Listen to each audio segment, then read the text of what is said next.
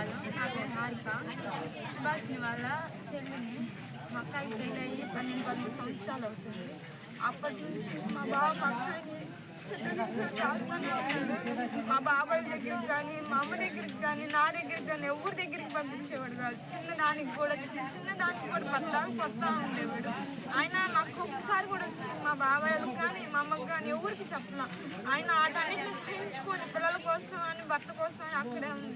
కానీ 2 రోజుల నుంచి లక్ష్మి అనే ఆమెను, తోడుకోళ్ళు సంధ్య అని ఆమె, అంజన అనే ఆమె ముగ్గురు కలిసి వేరే వాళ్ళతో ఎవరితో మాట్లాడుతున్నారని చెప్పాడు. అది నిజమా కాదని తెలుసుకోకముందే ఫస్ట్ మా అమ్మ వాళ్ళందరినీ పిలిపించి అడిగించాను. మళ్ళీ పొద్దున్న వాళ్ళ అత్తగారు వచ్చి మా బాబాయ్ తీసుకురాలంటే తీసుకెళ్ళాలంటే వద్దు రావద్దు అని చెప్పేసి, నా భార్య మీద నాకు నమ్మకం ఉందని చెప్పి అందరిని నమ్మించేసి మమ్మల్ని అందరిని ఇంటికి పంపించేసి పడుకొని ఇక్కడ కొట్టు దగ్గరికి వచ్చి ఒక డబ్బా తీసుకెళ్ళి పడుకుని ఆమె మీద పోసాడు. అబ్బలు పరిగెత్తుకుంటూ బయటకు వస్తే ఆమె మీద అంటించాడు. కాపాడని పెద్దగా అరిచినా కానీ చేతులు కొట్టుకొని అక్కడే నుంచొని ఉన్నాడు. ఆ పక్కన నా ఒక వచ్చి ఆమెని కప్పడానికి అది తీసుకొని వస్తా ఉంటే నువ్వు కూడా అంటే అమ్మాయి వచ్చి కాపాడతాను కదా వస్తే అమ్మాయి మీద కూడా పోస్తారు, నువ్వు కాపాడతాను నిన్ను కూడా మంటలో పెట్టేస్తానని అవునన్నాడు. దూరం నుంచి కాపాడి వాళ్ళ అత్తగారు కూడా వచ్చి 2 చేతులు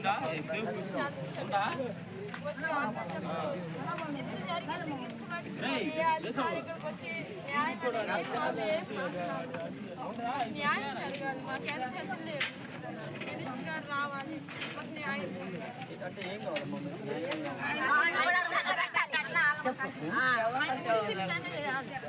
ఇంకో ఆడపిల్లకి ఎవరికి జరగకూడదు. ఎంతమంది పిల్లలు? 2 అమ్మాయి 25 పిల్లలకి అమ్మాయిలకి 7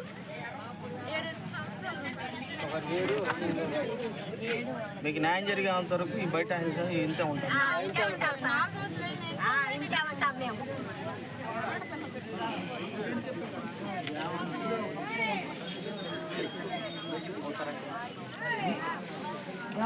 రాజకీయంగా చూడొద్దు, మేము చెబుతున్నాం.